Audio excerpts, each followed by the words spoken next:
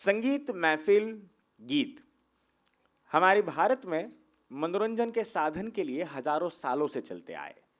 हमने कालिदास भी सुने हैं और हमने आर डी बर्मन भी सुने हैं। हमारे पास मोहम्मद रफ़ी जी की आवाज़ भी कानों में गूंजती है तो बाल गंधर्व जैसे नायाब रतन इसी महाराष्ट्र से पूरी दुनिया की ओर आगे बढ़ते हैं। हमारे संगीत का इतिहास बहुत ही बड़ा है और केवल बड़े फनकार नहीं, हमारे घरों घरों में, हमारे बाथरूम बाथरूम में भी सिंगर्स पाए जाते हैं।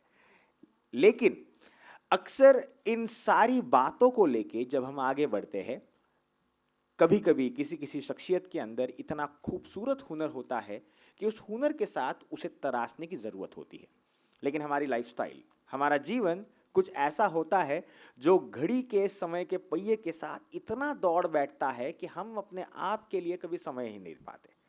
अक्सर होता है कि कोई मोहतरमा है या कोई जनाब है जो अपनी जीवन में शादी कर लेते हैं, जिम्मेदारियों के साथ आगे बढ़ते हैं, सोचते हैं कि भाई मैं कुछ आगे बाद में करूँगा, क्योंकि अक्सर हमारे पेरेंट्स उतनी ज़्यादा मोहलियत हमें नहीं देते।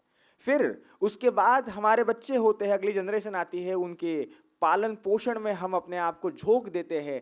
उस समय भी अपने अंदर का हुनर कहीं ना कहीं दबा देते हैं। फिर एक वक्त आता है और हमें लगता है कि भाई मेरे जीवन में मेरे पास एक फलाना फलाना हुनर था, उस हुनर के साथ मैं कुछ नहीं कर पाया। फिर वही हुनर हम अपने अगली जनरेशन पे थोप देते हैं और उसके अंदर के हुनर को भी मार देते हैं। ये साइकिल तोड़ना बहुत जरूरी है और इस साइकिल को तोड़ने के लिए आपको शुरुआत आपके साथ ही करनी होगी। और इसीलिए इटर्नल मोटिव्स आपके लिए एक ताकत के साथ प्लेटफॉर्म देकर लेकर आई है, जिस प्लेटफॉर्म के साथ आपके पास गायन का, डांस का, नाट्य का या शायद कोई इंस्ट्रूमेंट बजाने का हुनर हो, तो आप उस हुनर को हमारे साथ तराश सकते हैं और दुनिया के सामने पेश कर सकते हैं।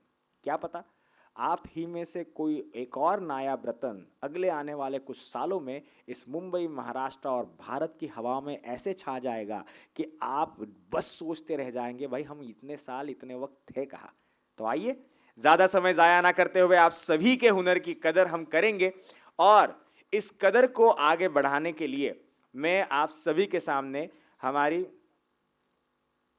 इस सभी के कदर को आगे बढ़ाने के लिए हमारे इस इटर्नल मोटिव की जो संस्थापिका है, जो फाउंडर है, वो पायल अग्रवाल जी के बहुत ही नायाब दिमाग के साथ ये आइडिया आई है। देखिए दोस्तों, कभी भी कोई मूवमेंट जब चलती है, जब कोई मुहिम आगे बढ़ते हैं, तब कभी कभार एक बार, दो बार, तीन बार अटेम्प्ट करने के बाद लोग थक ही जाते हैं। लेकिन पायल जी की एनर्जी और उनके अंदर का जज्बा ये कभी थकने वाला नहीं है। क्यों? क्योंकि उनका मोटिव बहुत साफ है। जिस शख्सियत की नीयत साफ होती है, उस नीयत के साथ जब वो आगे बढ़ते हैं तो अपने आप लोगों के अंदर का हुनर उनको साथ देने लगता है और दिन ब दिन, दर बदर ये इटर्नल मोटिव्स ऐसे ही धीरे धीरे ग्रो होते जा रहा है। मुझे भरोसा है कि आने वाले समय में पूरी ताकत के साथ आप और हम मिलके इस इटर्नल मोटिव को एक बड़े वटवृक्ष की तरह लोगों के सामने पेश करेंगे।